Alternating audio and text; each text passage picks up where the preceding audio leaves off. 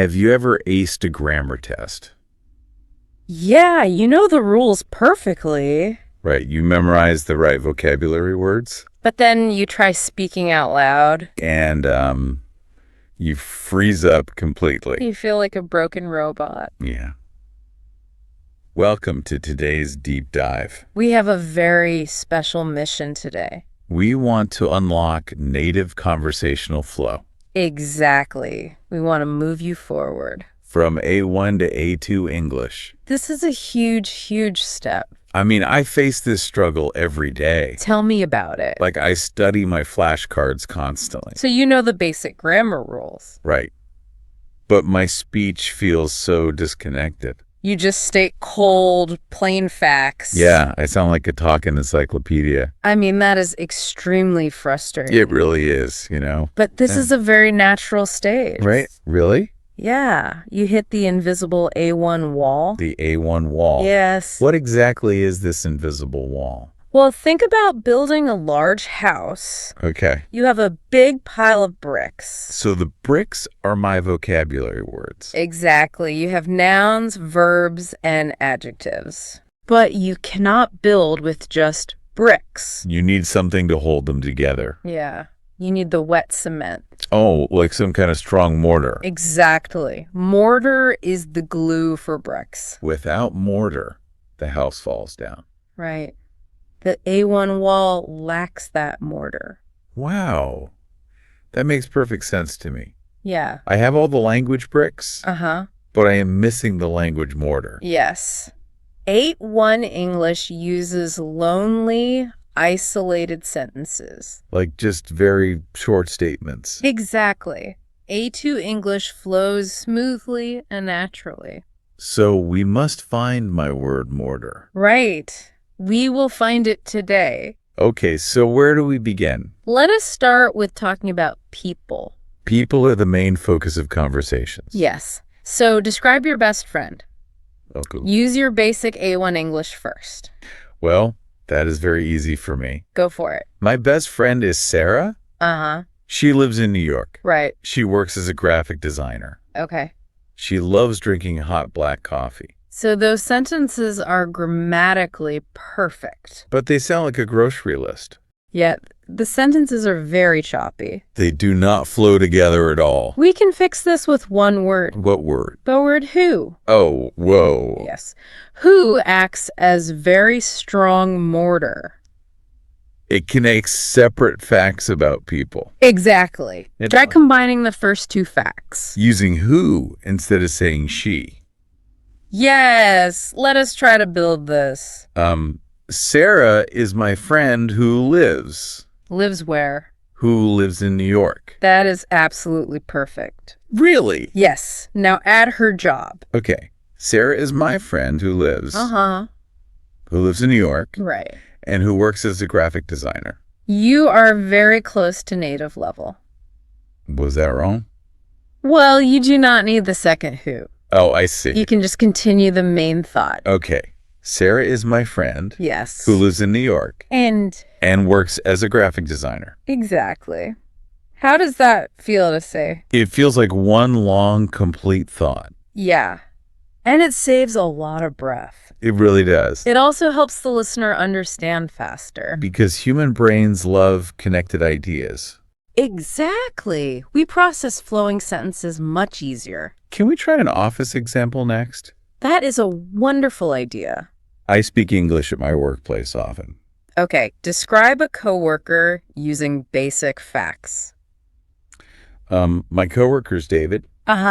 He sits near the bright window. Okay. He writes complex software code. Great. Now grab your language mortar. Glue those facts together using who. You got it. Give it a try. David is my coworker. Yes. Who sits near the window. Yeah. And writes complex software code. You successfully built another strong bridge. Wait, I have a logic question here. Sure, go ahead. What if I am talking about objects?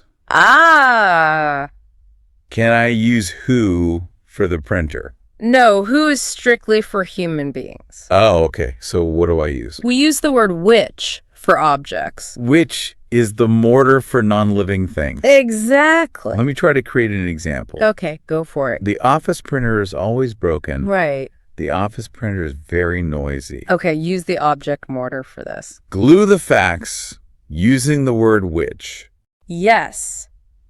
Give it a try. The printer, which is always broken, Uh-huh. is very noisy. That is an excellent advanced sentence. Wow, I glued those ideas perfectly. It prevents you from repeating the subject. Right, I do not have to say printer. Yeah.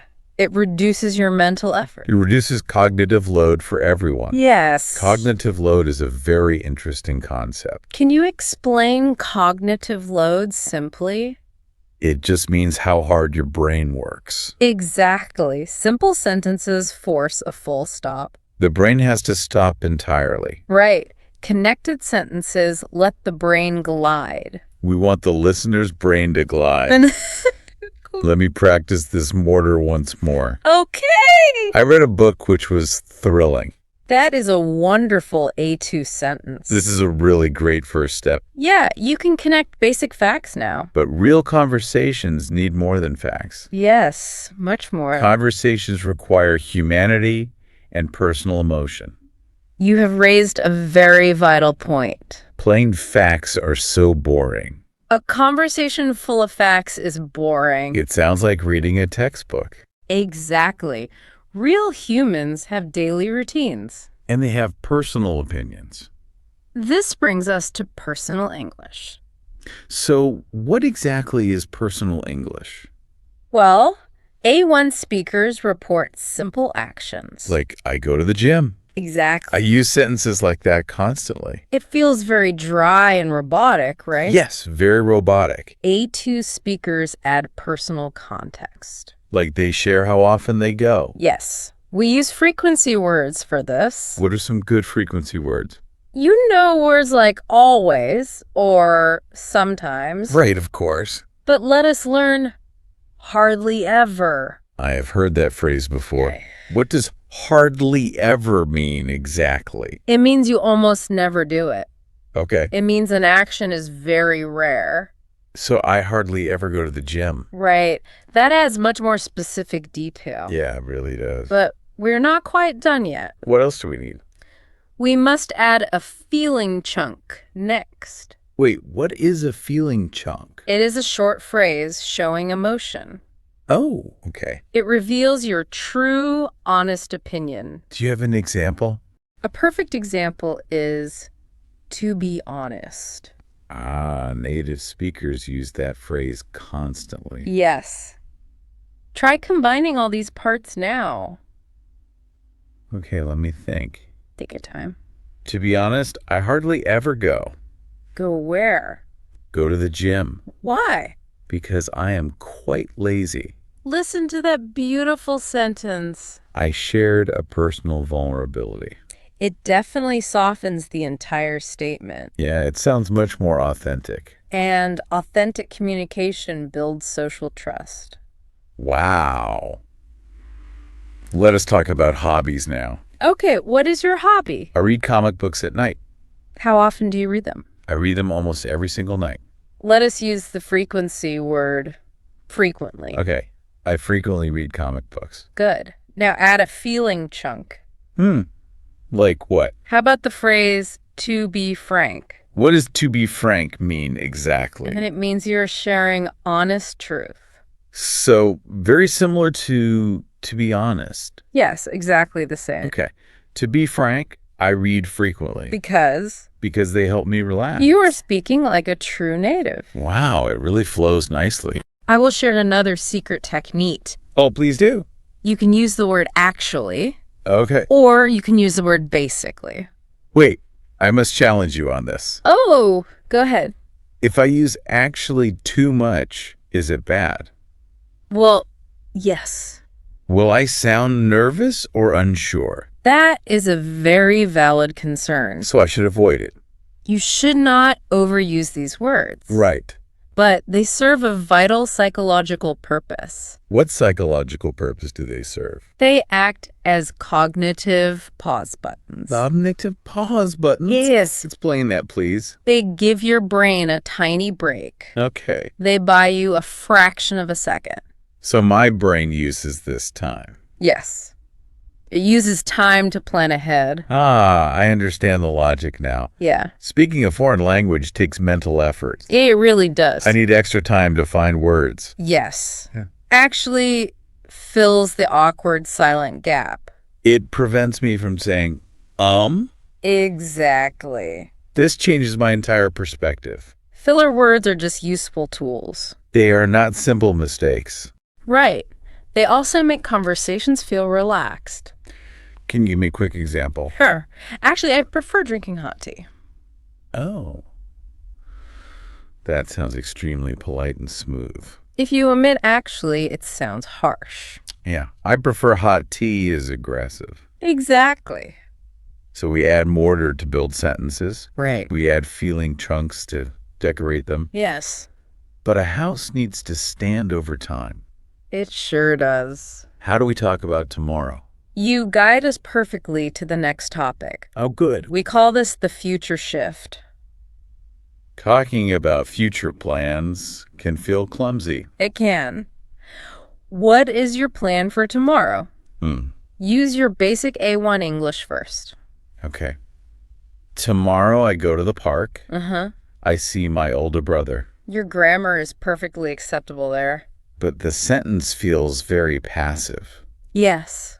What do you mean by passive? It sounds like a strict train schedule. Exactly. It lacks human agency and thought. How do I show personal agency? We upgrade the verb structure. How do we upgrade it? Use the phrase, I'm planning to. Or use the phrase, I'm thinking of. Why do these specific phrases work better? They show your clear, active intention. Intention is a very powerful word. Yes, it is. It is a chosen personal goal. Exactly. You are making an active choice. I am not just floating through my day. Right. Let us practice this new structure. Tomorrow, I'm planning to go out. Out where? I'm planning to go to the park. That sounds incredibly decisive and mature. It really does. Now connect it to your second action. Okay. Why are you going to the park? I am going there to see my brother. Notice the very short word, to. Yeah. I said to see my brother. This is called a purpose structure. A purpose structure explains the exact reason. Yes. It links the action and the goal. Let me try the whole thing. Go for it. Tomorrow, I'm planning to go. To the park. Yes, to the park. And why? To see my older brother. You just built a very strong bridge. It feels like telling a real story. Because you have a plan. I have a plan and a distinct reason. Exactly. Can we practice a travel scenario? Yes, travel plans are perfect for this. A1 English says, next year I fly. I fly to Japan. I eat sushi there. That sounds like a rigid flight schedule. It really does. Inject your personal intention now. Next year, I'm thinking of flying. Where to? I'm thinking of flying to Japan. That sounds like a real human dream. Now I add the purpose structure. Yes, exactly. Next year, I'm thinking of flying to Japan. To Japan to eat real sushi. You mastered the future shift perfectly. But what if I am completely unsure? What if your travel plans change? Yeah, exactly. You can use the phrase, I might fly to Japan next year. Yes, might shows a possible future. Keeps my options completely open. Yes, it does. This A2 level is truly fascinating. I'm so glad you think so. It is not about harder vocabulary words. No, not at all. It is about making sentences reach further. You summarize the entire lesson beautifully. Okay. You take a very short, simple thought. Then you add your structural mortar. Exactly. You use who or which. You inject humanity with actually or basically. You demonstrate agency with planning to. You transform a pile of scattered bricks. And you build a comfortable, livable house. Our deep dive is ending very soon. Has your perspective changed during this discussion? I feel incredibly empowered right now. That is wonderful. I clearly see the hidden language architecture. You do not feel stuck behind a wall. No, I do not feel stuck at all. How will you apply this new knowledge? I am planning to listen to native speakers. Like out in the real world? Yes, and listen to podcasts and movies. That is great. I want to spot the mortar in action. Good idea. I will look for those cognitive pause buttons. That is a brilliant learning strategy. Thank you. I have some advice for you today. For the listener. Yes, I am speaking directly to you. To the listener. Do not fear making much longer sentences. It will feel a little scary initially. You might drop a few bricks sometime. Your sentences might wobble and break apart. But that is how you build real fluency. Exactly. Take a deep breath and just try again.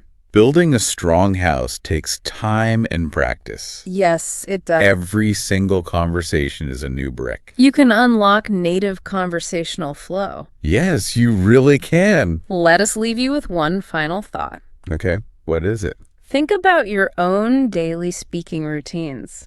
Do you sound like a robot or a human? Where can you add some mortar today? Just try expressing your personal intentions clearly. Exactly. Notice the glue words used all around you. Thank you for joining our deep dive today. Keep building those sturdy conversational bridges. Keep flowing! Goodbye, everyone. 'Cause girls like you are guys.